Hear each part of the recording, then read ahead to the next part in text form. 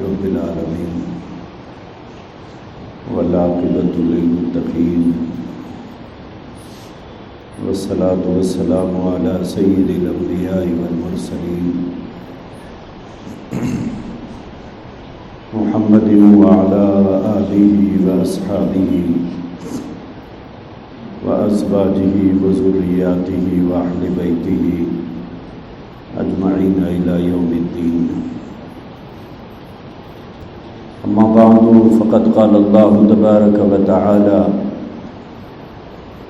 انما المؤمنون الذین اذا ذکر اللہ وجلت قلوبهم وَإِذَا تُلِيَتْ عَلَيْهِمْ آيَاتُهُ زَادَتْهُمْ ایمانا۔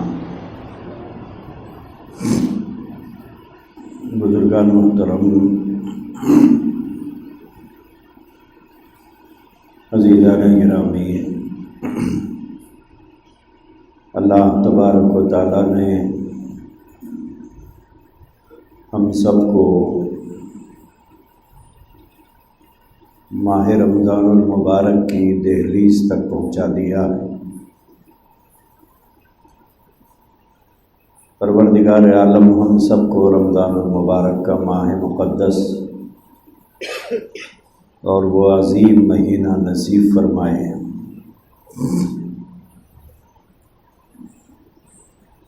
حضور علیہ الصلاۃ والسلام رمضان کا انتظار رجب سے کیا کرتے تھے۔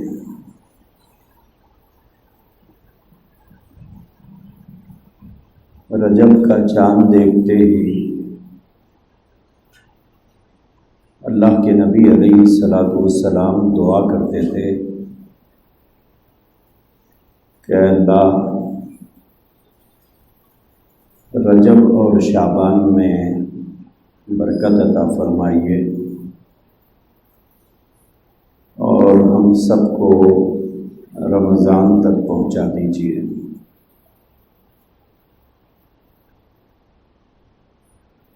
ماہ رمضان مبارک کی آمد کی خوشی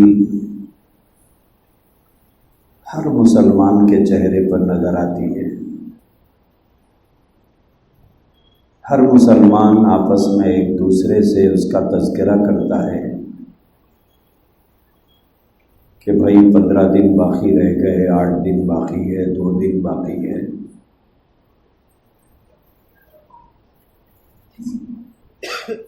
یہ خوشی اور مسرت اچھی علامت بھی ہے، اچھی بات بھی ہے۔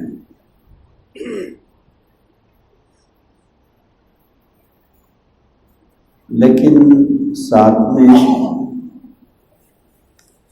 ہمیں اس بات کو بھی سوچنا ہے کہ اس مہینے کی برکتیں اور رحمتیں ہمیں کیسے مل سکتی ہیں، اور اس مہینے میں اللہ کی طرف سے اس کی فرمانبرداری کرنے والے بندوں کو جو انعامات ملنے والے ہیں وہ کیسے افراد کو ملیں گے۔ اگر ہم ویسے ہی رہیں جیسے شعبان میں تھے تو پھر رمضان میں ہم کو کیا ملے گا؟ اگر ہم شعبان میں جیسے تھے رمضان میں بھی ویسے ہی رہیں تو کچھ نہیں ملنے والا ہے۔ ہم کو اپنی سوچ بھی بدلنا ہوگا، اپنی فکر بھی بدلنا ہوگا، اپنے آپ کو بھی بدلنا ہوگا، تب جا کر ہم رمضان سے کچھ حاصل کر سکیں گے۔ بھوپال کے علاقے میں ایک بزرگ رہا کرتے تھے، حضرت یعقوب صاحب مجددی رحمۃ اللہ علیہ۔ ایک مرتبہ ایک نوجوان نے ان کو خط لکھا کہ میں آپ کی خدمت میں حاضر ہونا چاہتا ہوں، فلاں تاریخ میں مجھے فرصت ہے، اگر ان تاریخوں میں آپ گھر پر موجود رہیں تو میں آ کر آپ سے ملاقات کرنا چاہتا ہوں۔ تو انہوں نے جواب دیا کہ بیٹا ان تاریخوں میں موجود ہوں، اگر آنا چاہو تو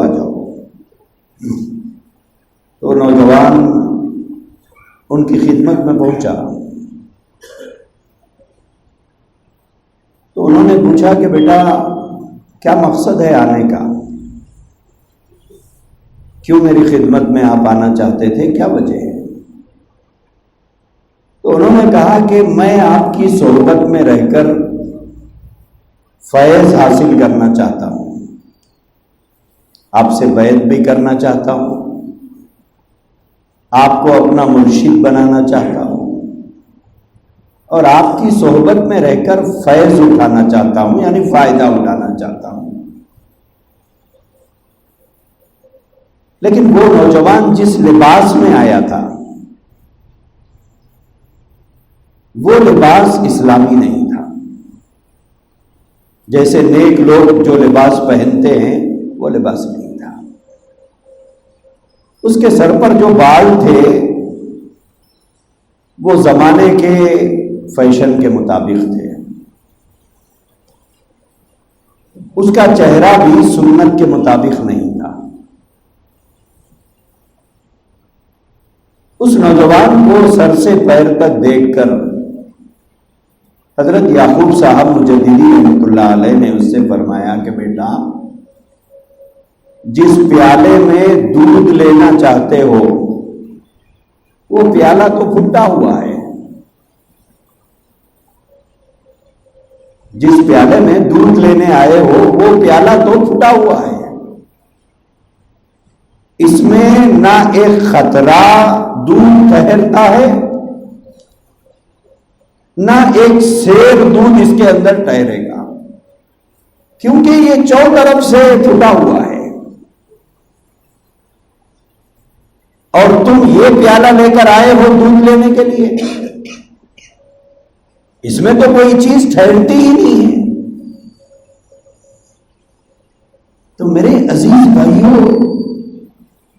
انہوں نے اس سے فرمایا کہ بیٹا پہلے اپنا پیالہ درست کرو، پھر اس میں کچھ ڈالیں گے تو رہے گا، پہلے اپنے اس پیالے کو صحیح کر جس میں کچھ رکھنے کا کچھ لینے کا تیرا ارادہ ہے، تاکہ وہ چیز اس میں سما سکے، اس میں رہ سکے۔ پہلے اپنے پیالے کو صحیح کر لے، پھر اس کے بعد اس میں دودھ ڈالے گا وہ بھی رہے گا، شہد ڈالے گا وہ بھی رہے گا، پانی ڈالے گا وہ بھی رہے گا۔ تو رمضان المبارک کا چاند نظر آنے سے پہلے ہمیں اپنے پیالوں کو درست کرنا ہے۔ جب پیالے درست ہو جائیں گے تو اس میں جو چیز ڈالیں گے وہ اس میں رہے گی۔ اگر پیالہ صحیح نہیں ہے اور اس میں ایک کئی چھید نہیں بلکہ اگر ایک سوراخ بھی رہے گا تو اس میں ڈالی ہوئی چیز تو اس سے بہہ کے نکل جاتی ہے۔ زندگی میں ہمارے کئی رمضان آئے، کئی رمضان چلے گئے، لیکن تبدیلی زندگی میں ہم لوگوں کی نہیں آئی۔ کئی رمضان آئے، کئی رمضان چلے گئے، کوئی تبدیلی۔ امتحان کا زمانہ آیا، بچے امتحان پاس کر کے ترقی کر گئے، جو 10th میں تھا وہ انٹر میں آ گیا، جو سیکنڈ ایئر پاس کیا وہ ڈگری میں آ گیا، جو گریجویشن کیا وہ پوسٹ گریجویٹ بن گیا۔ بچوں نے ہمارے تعلیم میں ترقی کی ہے، رمضان سے ہم نے دینی اعتبار سے کیا ترقی کی ہے؟ 30 روزے رکھ کر عید کا چاند دیکھ کر عشاء کی نماز نہیں پڑھتے ہم لوگ۔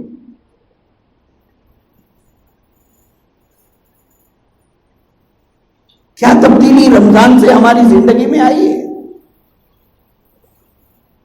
پرسنٹیج دیکھیے عید کے دن نماز پڑھنے والوں کا، عید کے دن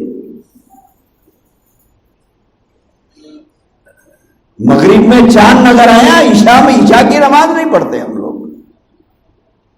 جس دیگ میں کھانا پکتا ہے وہ دیگ کم سے کم 2-3 گھنٹے گرم رہتی ہے، رمضان کی گرمی تو مغرب سے عشاء تک باقی نہیں رہی.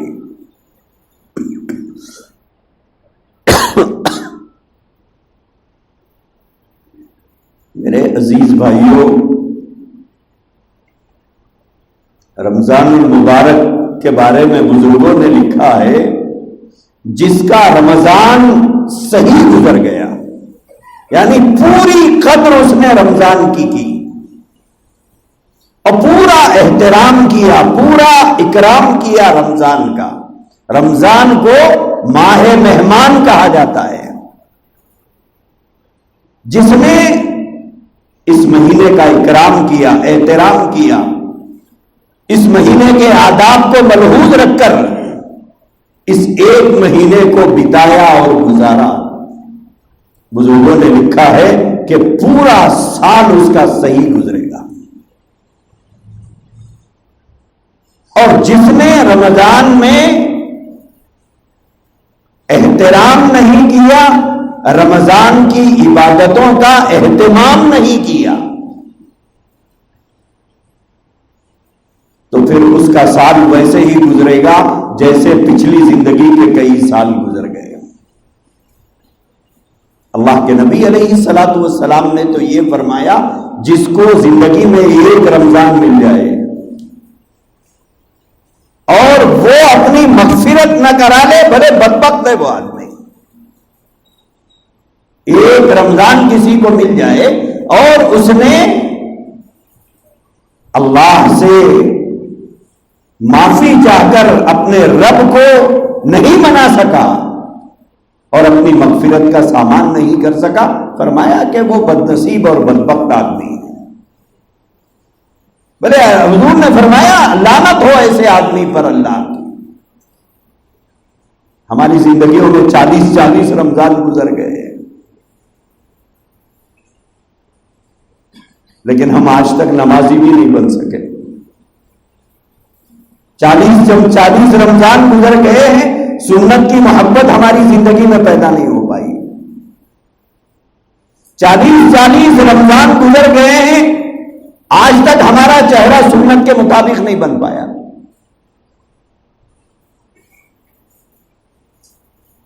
کیسا رمضان ہم لوگ گزار رہے ہیں. تو میرے عزیز بھائیوں، رمضان آنے سے، رمضان کا چاند نظر آنے سے پہلے کچھ ارادے کر لو. رمضان کی ایک ایک گھڑی اللہ نے عبادت کی بنایا ہے. ایسی کون سی عبادت ہے آپ بتائیے جو 4 بجے شروع ہوتی ہو اور سورج غروب ہونے تک عبادت ہی عبادت؟ کماتے ہوئے بھی عبادت گزار ہے، نوکری کرتے ہوئے بھی عبادت میں ہو، تجارت کرتے ہوئے بھی عبادت میں ہو، خریدتے ہوئے بھی عبادت میں ہو، بیچتے ہوئے بھی عبادت میں ہو. حد یہ ہے کہ سو گیا ہے تب بھی عبادت میں ہے. ایسی کون سی عبادت سال بھر میں ہم کر پاتے ہیں؟ اور ساری عبادتیں جو انسان کرتا ہے، ان عبادتوں کا ثواب فرشتے لکھتے ہیں، اور روزے کا ثواب فرشتے نہیں لکھتے. ساری عبادتوں کا ثواب فرشتے لکھتے ہیں، لیکن روزے کا ثواب فرشتے نہیں لکھتے. روزے کا ثواب اللہ خود دیتے ہیں.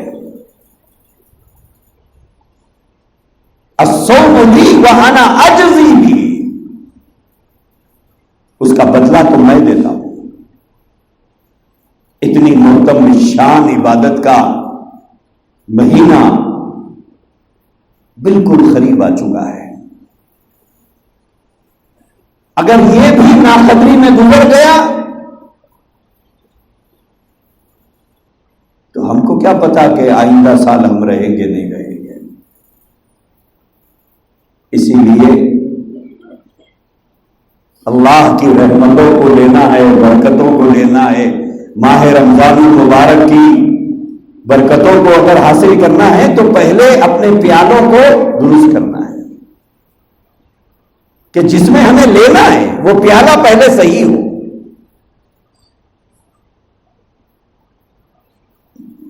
چھید والا پیالہ اس کے اندر کچھ نہیں رہے گا۔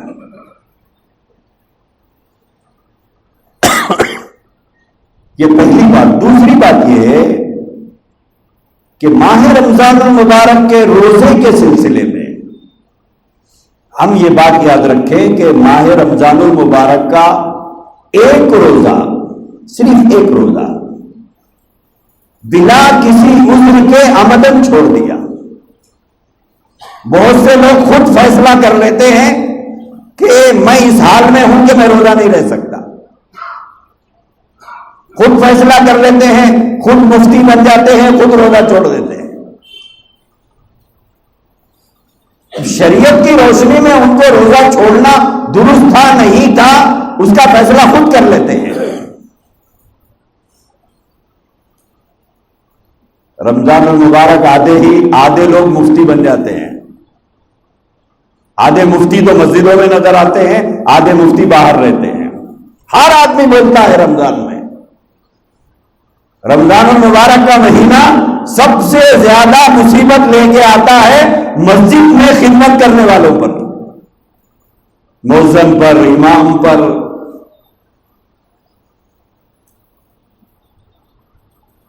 میرے عزیز بھائیوں، جس نے رمضان المبارک کا ایک روزہ عمدن چھوڑا،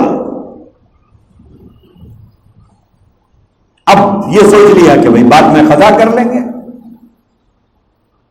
بعد میں قضا کریں گے، تو یہ فرمایا گیا کہ اگر اس ایک روزے کا ثواب جو ماہ رمضان المبارک میں روزے دار کو ملتا ہے، اگر اس روزے کا ثواب حاصل کرنے کے لیے ایک سال بھر اگر آدمی روزہ رہتا ہے تب بھی رمضان کے ایک روزے کا اسے ثواب نہیں ملے گا۔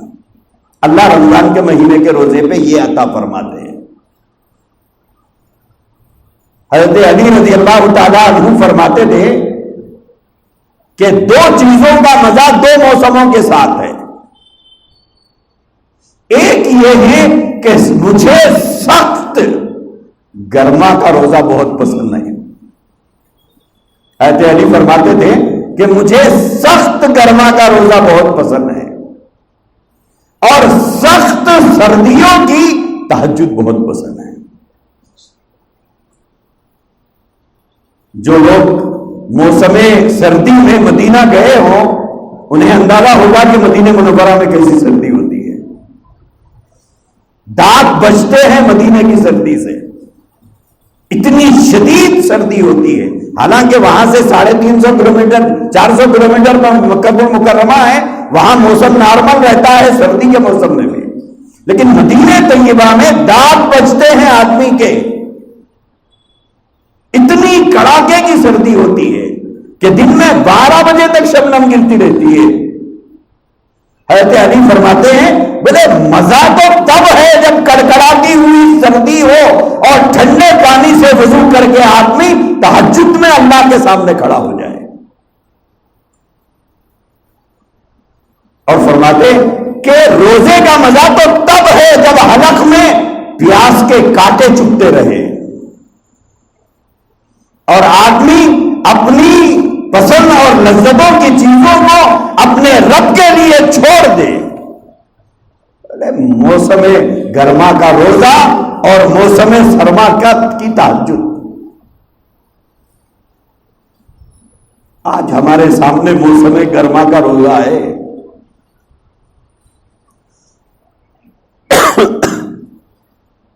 بلا کسی عذر کے رمضان کا روزہ ترک نہیں کرنا چاہیے۔ دو آدمیوں کو قرآن اجازت دیتا ہے روزہ چھوڑنے کا، وَإِن كُنتُم مَّرْضَىٰ أَوْ عَلَىٰ سَفَرٍ، اللہ نے فرمایا کہ جو آدمی بیمار ہے، جو آدمی بیمار ہے، اور بیماریاں کئی قسم کی ہوتی ہیں اور ان میں سے بعض بیماریاں وہ ہوتی ہیں کہ جس میں آدمی روزہ نہیں رکھ سکتا ہے، جس میں آدمی روزہ نہیں رکھ سکتا ہے، اور اس کو کسی مسلمان طبیب نے، مسلمان ڈاکٹر نے سجیسٹ کیا ہو کہ آپ روزہ نہیں رکھیں تو ان کو اجازت ہے کہ وہ روزہ چھوڑ سکتے ہیں، ان کو اجازت ہے وہ روزہ ترک کر سکتے ہیں۔ دوسری بات، او علی سفر، کوئی آدمی سفر کرنا چاہتا ہے، سفر میں جانا چاہتا ہے، سفر ہے اس کا، اور وہ سفر شرعی سفر ہے۔ شرعی سفر کہتے ہیں 48 میل کے سفر کو۔ جو آدمی 48 میل سے زیادہ کا سفر کرنا طے کیا ہے، اس کے لیے بھی اجازت ہے کہ وہ اس سے فائدہ اٹھانا چاہے اٹھا سکتا ہے۔ ایک مریض ہے، ایک مسافر ہے، ان دونوں کو قرآن نے اجازت دی ہے، باقی کسی کو اجازت نہیں ہے کہ وہ خود سے بہانے تراش کر رمضان المبارک کا روزہ چھوڑ دے۔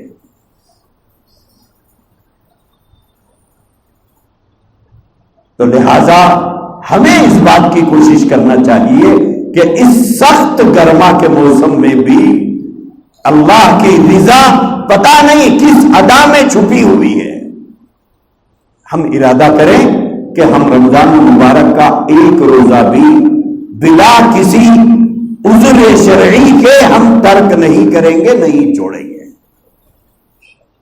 تیسری بات یہ ہے کہ ماہ رمضان المبارک میں دن کو روزہ رکھنا ہے، رات کو قیام کرنا ہے۔ دن میں روزہ رکھنا ہے، رات کو قیام کرنا ہے۔ حدیث میں ہے من صام رمضان ایمانا واحتسابا غفر له ما تقدم من ذنبه، کہ جو رمضان المبارک میں ثواب کی امید سے روزہ رکھتا ہے اللہ اس کی مغفرت فرماتے ہیں۔ دوسری حدیث ہے من قام رمضان، جو رات کو قیام کرتا ہے۔ تو ایک تو دن میں روزے کا اہتمام کرنا ہے، دوسری چیز ہے رات میں تراویح کا اہتمام کرنا۔ ابھی تھوڑے دن میں مسئلہ شروع ہو جاتا اور شروع ہو ہی گیا، 20 ہے 8 ہے 20 ہے 8 ہے، بڑا مسئلہ چلتا ہے، ایک ہنگامہ چلتا ہے، سوشل میڈیا آج کل مل گیا ہے، اس سوشل میڈیا پہ فل ہنگامہ چلتا ہے کہ صاحب حضور 8 پڑھتے تھے، حضور 8 پڑھتے تھے، حضور 20 نہیں پڑھتے تھے، حضور 8 پڑھتے تھے، اور آپ کو حدیثیں نکال کے بتائیں گے کہ حضور 8 پڑھتے تھے، حضور تو 20 نہیں پڑھے، اور یہ بھی بتائیں گے کہ حضور 3 دن تک ہی پڑھائے تھے، 3 دن کے بعد حضور نے تراویح نہیں پڑھائی۔ لیکن عجیب باتیں ہیں، جب حضور نے بقول ان حضرات کے 8 پڑھائی تھی، 3 دن پڑھائی تھی، ٹھیک ہے، 8 پڑھائے تھے 3 دن پڑھائے تھے، چلو مان لیتے ہیں تھوڑی دیر کے لیے، آپ کی جھوٹ کو مان لیتے ہیں کہ حضور نے 8 ہی پڑھائے تھے اور 3 دن پڑھائے تھے۔ ان کی مسجدوں میں جا کر دیکھیے یہ پورا مہینہ پڑھتے ہیں۔ جب حضور نے 3 دن پڑھایا ہے تو آپ 30 دن کیوں پڑھ رہے ہیں؟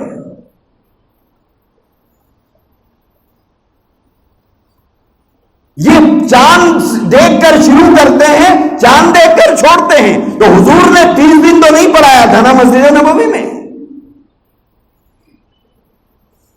لیکن پڑھتے 30 دن ہیں، جبکہ حضور نے 30 دن نہیں پڑھایا تھا، 3 ہی دن تک پڑھایا تھا۔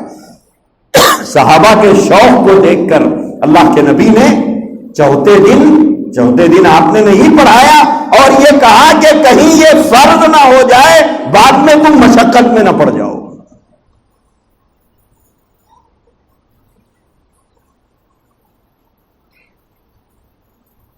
آج کل ہمارے پاس مزاج یہ ہے، کم بتانے والا ہم کو اچھا دکھتا ہے۔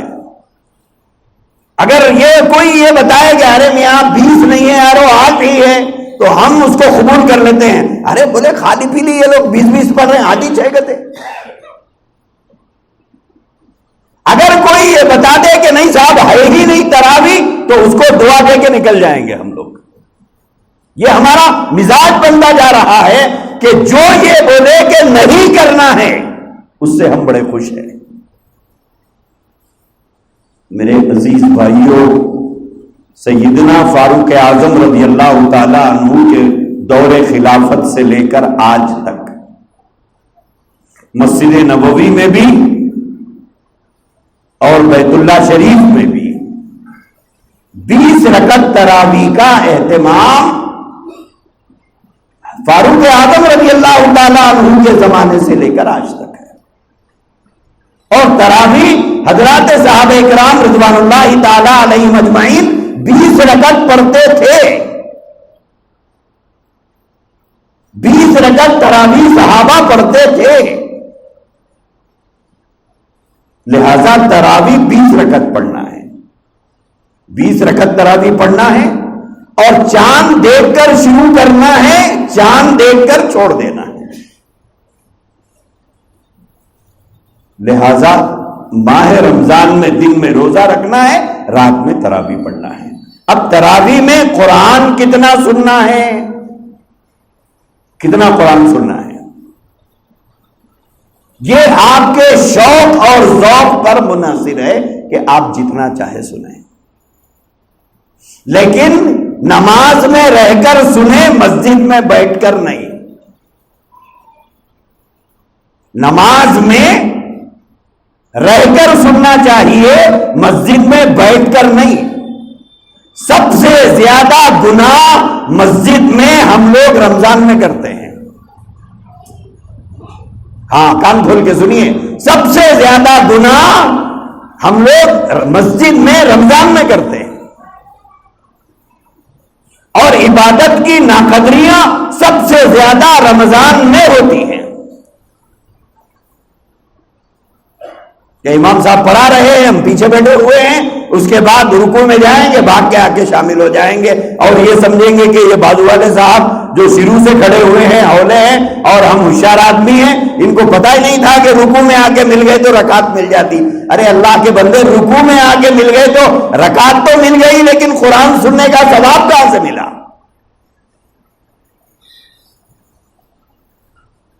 جن لوگوں میں ہمتیں نہیں ہیں, 1.25 پارہ سن لیں یا 1 پارہ سن لیں, لیکن پورا رمضان قرآن کریم کو سننا ہے.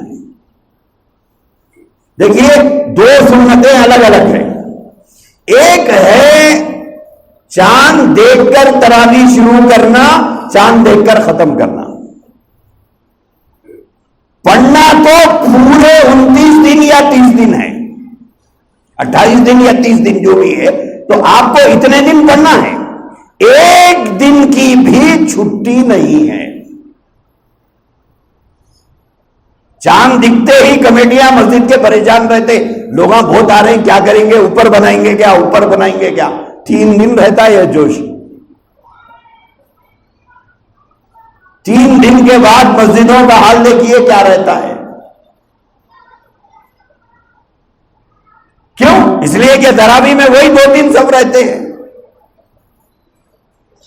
یہ درست نہیں ہے. تراویح پورے چاند دیکھ کر شروع کرے, چاند دیکھ کر ختم کرے. اب اس میں سننا کیا ہے, کتنا سننا ہے, یہ ایک الگ مسئلہ ہے. لیکن پڑھنا تو چاند سے شروع, چاند سے ختم. اب اس میں قرآن کتنا سننا ہے, یہ ایک الگ بات ہے. مستحب اور پسندیدہ یہ ہے کہ کم سے کم درجے میں ایک قرآن سنا جائے. یہ کم سے کم درجہ ہے, ایک قرآن تراویح میں سنا جائے.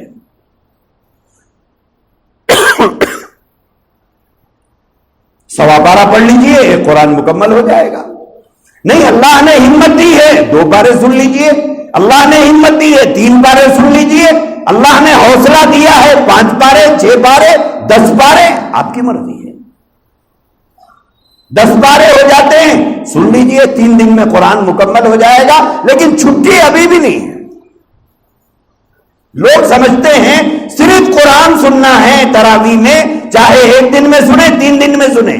اگر 3 دن میں سن لیں تو باقی پورا مہینہ چھٹی. ارے صاحب, چھٹی نہیں ہے. آپ کو پورا مہینہ پڑھنا ہے, سننا کتنا ہے یہ ایک الگ بات ہے. تو لہذا جن کو اللہ نے ہمتیں دی ہے 3 دن سن لیجئے. اگر مصروفیت ہے علم ترا سے, اس کے بعد جہاں کہیں ہوتی ہے وہاں جا کر پڑھ لیجئے. 10 دن میں سن لیجئے, باقی 20 دن علم ترا میں شریک ہو جائیے. 6 دن میں سن لیجئے، باقی علم ترا میں شریک ہو جائیے، لیکن تراویح چھوڑنا جائز نہیں ہے۔ دو چیزیں الگ الگ ہیں، دو چیزیں الگ الگ ہے، اس کو ذہن میں رکھیں۔ اکثر لوگ ایسا کرتے ہیں کہ 5 دن سن لیتے ہیں، باقی یہ سمجھتے ہیں کہ صاحب تراویح کو چھٹی ہو گئی۔ تراویح کو چھٹی نہیں ہوئی، آپ نے قرآن سن لیا، ایک سنت پوری ہو گئی، باقی دوسری جو سنت ہے، دوسری سنت اب پورا مہینہ تراویح پڑھنا ہے۔ اب اس میں قرآن چاہے علم ترا سے سن لیجئے، چاہے آدھا پارا سن لیجئے، پاؤ پارا سن لیجئے۔ ان دو باتوں کا اہتمام ضروری ہے، اور یہاں پر ہم لوگ اکثر گڑبڑ کرتے ہیں، یہاں پر اکثر ہم لوگ گڑبڑ کرتے ہیں۔ لہذا رمضان المبارک کا چاند دیکھنے سے پہلے اپنی ایک ذہن سازی پہلے سے کر لیجئے کہ مجھے کیا کرنا ہے، مجھے تراویح کہاں پڑھنا ہے۔ چاند دکھنے کے بعد لوگ پوچھتے ارے ہزارین میں کتنے بجے نماز ہے بھائی عشاء کی، عرفات میں کتنے بجے ہے بھائی عشاء کی نماز۔ یہ ہے رمضان کی تیاری ہماری۔ وہاں کتنا سنا رہی، یہاں کتنا سنا رہی، وہاں کتنے پارے ہیں، یہاں کتنے پارے ہیں، یہ ہے رمضان کی تیاری ہماری۔ حضور رجب سے رمضان کا انتظار کر رہے ہیں، اور امتی کا حال یہ ہے کہ عشاء کی اذان ہونے کے بعد طے کرنے کے لیے بیٹھا ہوا ہے کہ کون سی مسجد کو جاؤں میں، اور کہاں تیز تراویح پڑھاتے ہیں۔ بعض لوگوں کی خواہش یہ ہوتی ہے کہ صاحب حافظ صاحب 11 بدلے بغیر پڑھائیں، صاحب جلدی بولے 1.15 پڑھائیں، 9:30 بجے ختم ہو جائے۔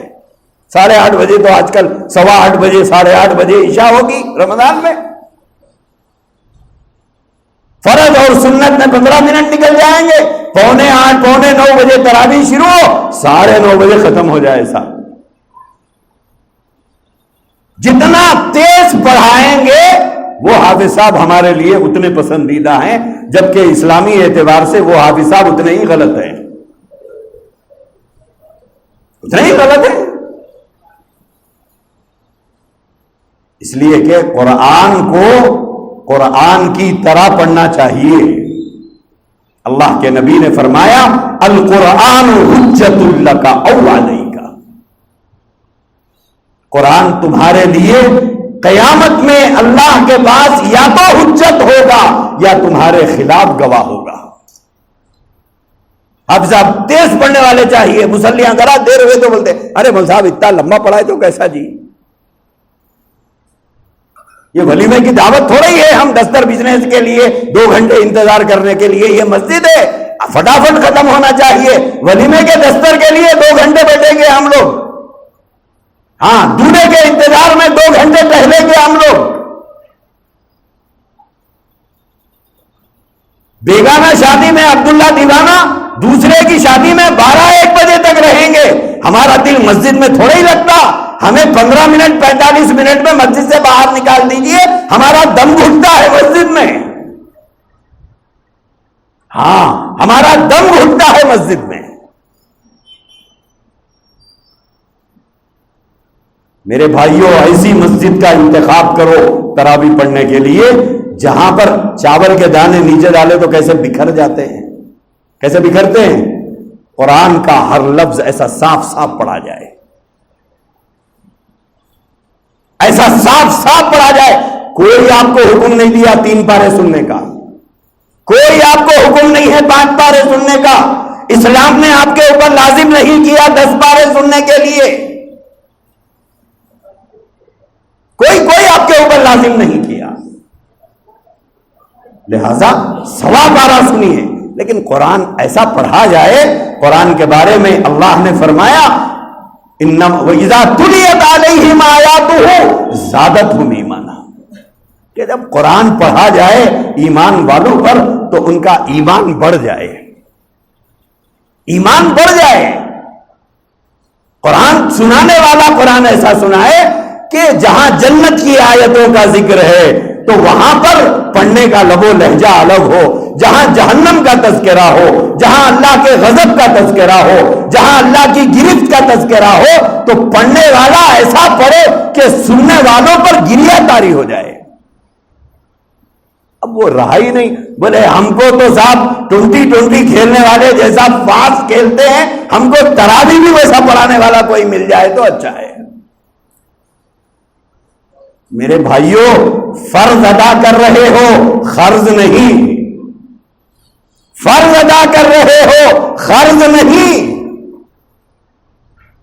ایسی جگہ ہرگز تراویح مت پڑھیے, ایسی جگہ ہرگز تراویح مت پڑھیے جہاں پر قرآن کے الفاظ کٹتے ہو پڑھنے میں. کل ہی مجھے ایک صاحب سنا رہے تھے, یہ دیکھیے کیسا پڑھ رہے ہیں, ایک لفظ میرے کو سمجھ میں نہیں آ رہا, میں حافظ قرآن ہوں, مجھے نہیں سمجھ میں آ رہا ہے. وہ کوئی تراویح, وہ کوئی تلاوت ہے؟ بڑے خوش ہیں ہم لوگ, ہمارے مسجد کے حافظ صاحب واہ کیا فاسٹ پڑھاتے معلوم. تمہارے پاس کتنے بجے ختم ہوئی, ہمارے پاس کتنے بجے ختم ہوئی. تمہاری مسجد میں کب ختم شروع ہوئی, ہماری مسجد میں کب ختم ہوئی. یہ شیخیاں عبادت ہے یا کاروبار ہے؟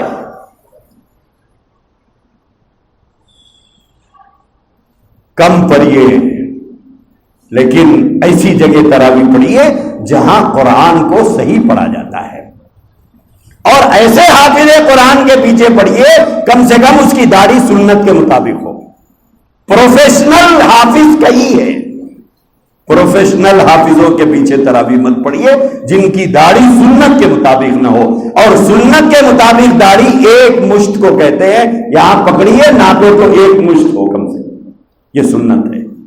اس سے کم والے یہ پروفیشنل لوگ ہیں, ان کے پیچھے تراویح نہیں پڑھنا چاہیے. ایسی داڑھی کا اسلام میں کوئی اعتبار ہی نہیں ہے. ایک مجھ سے کم داڑھی کا اسلام میں کوئی اعتبار نہیں ہے. لہذا ماہ رمضان المبارک کے سلسلے میں یہ چند باتیں اس وقت میں نے عرض کی ہے. آخری بات آپ حضرات سے ایک اپیل کمیٹی کی جانب سے کرنے کا مجھے حکم دیا ہے, وہ یہ ہے کہ مسجد میں یہ AC لگے ہوئے ہیں, کچھ اور AC لگانے کی تیاری چل رہی ہے, تو ایسا کھلا رکھنا AC کے لیے مفید نہیں ہوتا ہے. تو یہاں پر شاید اس کو سلائیڈنگ کے ڈورز وغیرہ لگانے کی کمیٹی نے تیاری کی ہے, اور اس کا ایک تخمینہ بھی کمیٹی نے تیار کیا ہے. ماہ رمضان المبارک کا مہینہ آ رہا ہے, لوگ عافیت کے ساتھ تراویح بھی پڑھ سکیں, عافیت کے ساتھ پنجگانہ نماز بھی ادا کر سکیں, اور اس گرم موسم میں ٹھنڈا ماحول روزے دار کے دل سے بڑی دعائیں نکالتا ہے, بڑی دعائیں نکالتا ہے. حضرت حاجی امداد اللہ صاحب مہاجر مکی رحمۃ اللہ علیہ, جو جامع نظامیہ کے بانی انوار اللہ فاروقی صاحب, حضرت اشرف علی تھانوی رحمۃ اللہ علیہ, ان سب کے پیر و مرشد تھے, ان سب کے پیر و مرشد تھے. حضرت تھانوی علیہ رحمٰن نے لکھا ہے کہ ہمارے پیر حاجی صاحب مجھ سے یہ فرماتے تھے کہ میاں اشرف علی ٹھنڈا پانی پیا کرو. بولے میرے پیر مجھ سے کہتے تھے کہ ٹھنڈا پانی پیا کرو, اس کا فائدہ یہ ہے کہ جتنا ٹھنڈا پانی پیو گے اتنا دل کی گہرائیوں سے اللہ نکلتا ہے. افطار کے وقت دیکھیے کیسا اللہ نکلے گا, دل کی گہرائیوں سے اللہ نکلتا ہے. تو میرے بھائیوں, باہر کی گرمی کے بعد جب روزے دار ظہر کی نماز کے لیے, عصر کی نماز کے لیے اندر آئیں گے, اور یہاں کی ٹھنڈک جب انہیں راحت دے گی, تو دل سے اللہ بھی نکلے گا, اور لگانے والوں کے لیے دل سے دعائیں بھی نکلتی ہیں. دل سے جو دعا نکلتی ہے اثر رکھتی ہے, پر نہیں مگر طاقت پرواز مگر رکھتی ہے. اس کار خیر میں آپ لوگ اپنی اپنی حیثیت اور اپنی اپنی گنجائش اور اپنے مرحومین کے نام سے اس کے اندر ایصال ثواب کے لیے آپ AC دینا چاہتے ہیں, AC بھی دے سکتے ہیں, اور اس کام میں حصہ لینا چاہتے ہیں تو آپ اس میں حصہ بھی لے سکتے ہیں. مسجد کے مؤذن صاحب اور مسجد کے امام حافظ ایاز صاحب کے پاس پیسے جمع کر کے آپ حضرات رسید حاصل کریں. اللہ تبارک و تعالی ہماری عبادتوں اور ہماری سخاوتوں کو دونوں جہانوں میں سرخروئی کا ذریعہ بنائے, اور اپنی رضا سے رب ہمیں سرفراز فرمائے.